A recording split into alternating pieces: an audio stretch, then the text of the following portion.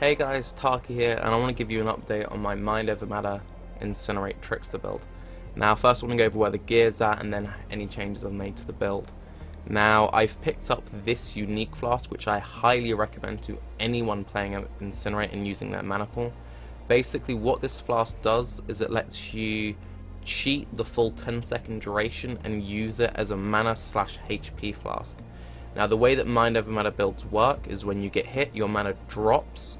Because of the way that my Incinerate sustains as a Trickster, you can see it basically stays exactly the same. I'll then get a proc and it will jump up. So if we just wait, there you go, you see it, right? So when we take a hit and our mana is depleted, we stay at the same amount, we then shoot back up. If it's low, and that's generally when we're taking heavy damage, we press this, our mana pool again stays at the exact same point for the full 10 seconds unless we full heal our mana.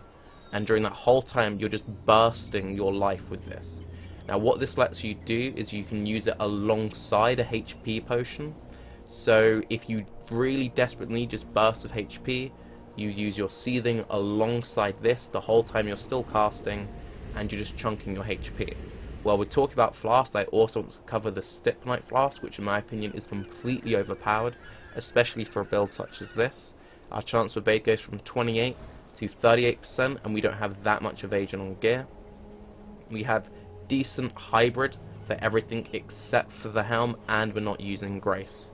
Also, another thing to consider about this is it uses a smoke cloud on use, blinding anyone directly on top of you, and I've rolled it to perform like a Quicksilver. So it lasts for about as long as a Quicksilver, and with the increased effect, it gives me just over 40% movement speed. So it's basically a defensive Quicksilver which uses way less charges, so I highly recommend Stibnites, maybe even use 2 of them. For my other utility flask, I'm using a Basalt Flask of Staunching because I needed something which removed bleed. Now, everyone was very hyped for this flask, and it's definitely very powerful. 20% additional physical damage reduction, just straight up, is good. 20% of melee physical damage taken is reflected, is just nice. And has a very long duration if, like me, you roll it with 40% increased. An 8-second flask is amazing. Now, the 40 out of 60 charges on use for a build which isn't getting many flask reduction nodes or isn't a Pathfinder is kind of bad. So what I would probably recommend is, when you can, drop this Basalt Flask for either a defensive unique flask of your choosing or a Sulphur Flask. What Sulphur Flask does, it's another new one, is it gives you 40% increased damage on use, and it drops a Consecrated Ground. Consecrated Ground gives 4% life regen to allies. That's 4%, which is very, very powerful, because as you're about to see, this build stacks a lot of health with the alterations I've made to the skill tree. Now, this is my new tree. For anyone who saw the original video, you'll see how this variant has sort of swapped between 3 different tracks. Originally we went into Templar, I then decided to cut Scion to get Jewel Curse, but I then realised the much better way of doing it was dropping the arse end of Templar, keeping Jewel Curse for defensibility, and keeping all this nice life and life regen. If you want to farm Labyrinth or just do your Labyrinth run safely, life regen is an absolute must. It is incredibly, incredibly powerful.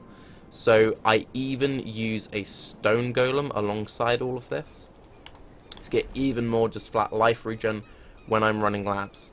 Now, because my links aren't quite perfect, because again I'm still only leveling, I've actually gone for sort of like a really buffed up Golem. I'm giving him minion and totem resist, blind, and faster attacks. Now, obviously a much better setup would be like, you know, cast when damage taken, a Mortal Core, but I just haven't quite gotten all my gear and links together. However, I definitely recommend having a high-leveled Stone Golem outside of cast when damage taken, because it's the kind of thing that you throw it up before a boss or before running through a bunch of traps. You don't need it for your general clear. It's not at all required for your build. It's purely to make lab runs and boss runs a little bit easier. Now, when it comes to any specific gear that you want to chase, I highly recommend a Sire of Shards if you can afford one. You can equip it at level 49, and it turns your Incinerate from a cone into a beautiful sunflower. This hugely buffs your clear speed in open maps, and I will hopefully be able to stick with this staff into endgame. However, I think I will transition into a Consuming Dark.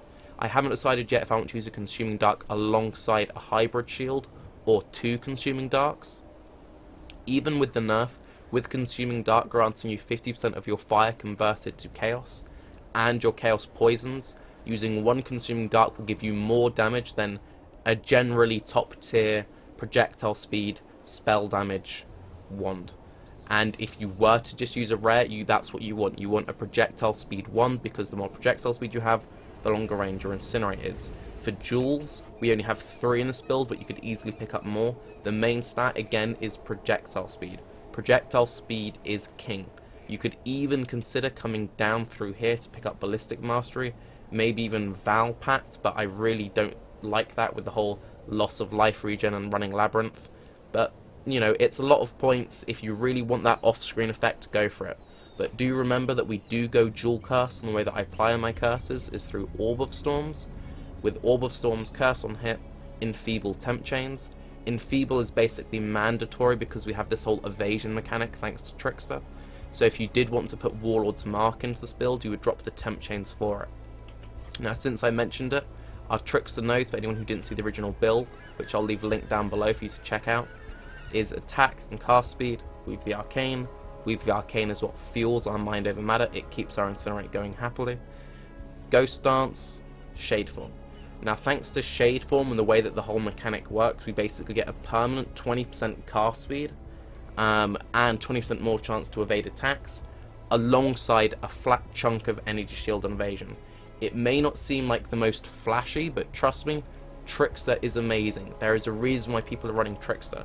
Alternatively, if you want to do a low life build, Trickster is by far the best option in most cases for a staff wielding caster in this top half of the tree, because of that extra energy shield, meaning you're not penalized as heavily for using a two-handed weapon or dual wielding Consuming Darks. Now, when it comes to playing this character, what I highly recommend doing is making sure your flasks are on point. When it comes to doing normal Labyrinth, I did it at level 38 on the first character, which died unfortunately to a disconnect on a Pernadus box at 56, but we're not going to talk about that. And on this second run through, instead what I did is I cleared through Crawl. I got my extra skill points in Act 1 from Fairgraves and the Crab, and I then went back. If you do it that way and you then do the exact same logic for the Crawl difficulty, maybe push through into Act 2 such as I am to farm up a bit, and then go back, you're fine.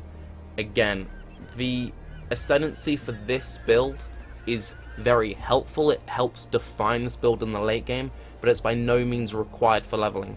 Even without Weave the Arcane, you can easily sustain Incinerate if you use Elrion Jewelry. I'm using only one piece of Elrion Jewelry, and it's not very well rolled. However, if I had any mana regen or flat mana on my jewelry or gear, I could quite easily drop this item. Even without the item, you can see that my mana drops, but with procs, as long as I'm not in any long fights, I'm kind of okay. Because you never really cast this long, and my regen is very rapid, and that is without using any potions. So even without Elrion Jewelry, you can kind of make the whole thing work.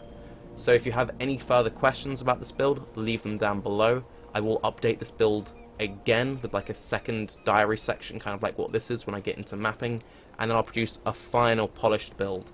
I will leave a link to the updated passive skill tree down below. I highly recommend this variant. In the original build, I offer a slightly different one. That one is much more powerful for leveling because it has less travel required, and what I would recommend is you use the build in the build guide, and then when you can, respec out of this section and come down here, which is what I'm currently doing at the moment on the live servers. Anyway, enough of the rambling. I hope this video was helpful. If you do want to follow my journeys, I highly recommend you follow, because I will keep producing these guides. I'm Tarky, this is a cat, and I'll see you guys later. Bye bye, have a good day.